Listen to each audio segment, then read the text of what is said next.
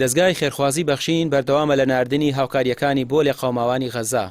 لە ئێستاشدا چەندین تەن خۆراک و پێداویستی ئامادە کردووە و لە ڕێگەی کەشتیگەلێکەوە لە تورکیاوە بە هاوبەشی 25 ڕێکخراوی دیکەی نێودەوڵەتی بڕیارە بگەێنرێتە کەناراوەکانی غەزا.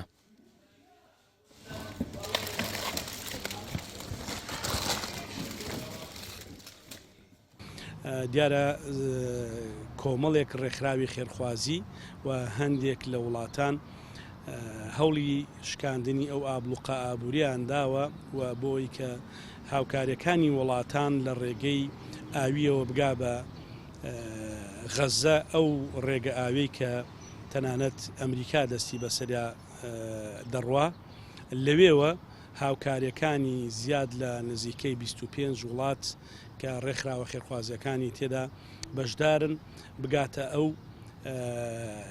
معبەرەوە لەوێشۆ بدرێ بە خەڵکی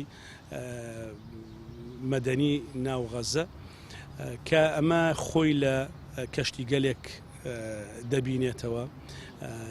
نزیکەی 20 کەشتی لە سەرجەم وڵاتانەوە دێن لە دەریای سپی ناوەڕاست و کۆمەڵێک کەشتی کە لە کەناراوەکانی ئەستەمبوڵی وڵاتی تورکیا لەوێەوە بەڕێ دەکەون. دەستگای خێرخوازی بەخشینی شێکێکە لە ئەو ڕێکخراوانەی کە لە پێشەنگی ڕێکخراوەکانی هەرێمی کوردستان و عێراقیشە دیسانەوە لەو کەشتیا بەشدارە. دەستگای بەخشین ڕاشی دەگەێنن هاوکاریەکانیان بۆ غەزە بەردەوامی دەبێت و ئەو قسە و قسەڵۆکانەی لەسەر دەستگاکە کراوە دوورن لە ڕاستیە و بەڵگەکانی ئەوان و گەیشتنی هاوکاریەکان بەڵگەن بۆ بە درۆخستنەوەی ئەوانەی خەڵک چاواشە دەکەن. دیارە خەڵکانێک ئەمە دوو جۆر خەڵکن. خەڵکانێک هەیە کە هەر پرۆژەکەیان پێ ڕەفزە یان لەبەرەی زایۆنین بە بەریەکی کوردانە یان ئەوە تا کۆمەڵێ خەڵک کە خۆی دەست بەسرا و کۆڵەوار دەستە ناتوانێ هاوکاری خەڵکانێک بکات لە دەرەوەی وڵاتەکە یا ناتوانێ هاوکار بێت تەنانەت بە دوعایەکی خێریش.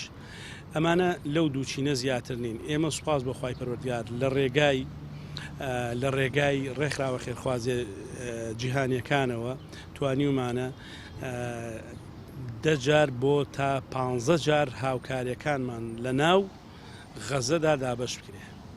دەیان تەن ئاردمان کە لە معبەری ڕەفەحەوە ئاودیوی غەزە بووە بە ڕەسمی بەڵگەوە بە وێنەوە بە هەموو دۆکمنتەوە و ئێمە ڕێکخراوێکی خێرخوازین کە مۆڵەتمان هەیە و مۆڵەتی عێراقیمان هەیە و ئەم بابەتە شتێکی ئاسایی نییە.